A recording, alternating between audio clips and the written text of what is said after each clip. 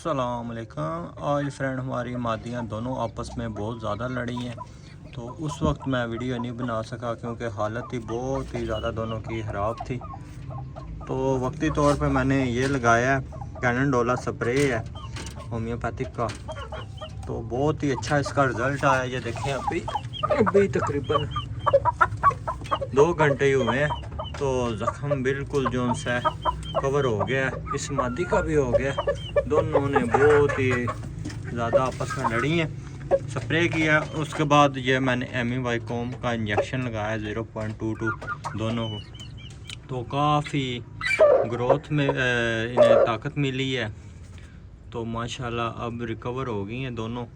तो अब उम्मीद है कि दोबारा नहीं लड़ने लगी। इनका पता ही नहीं चला कि किस तरह लड़ गई।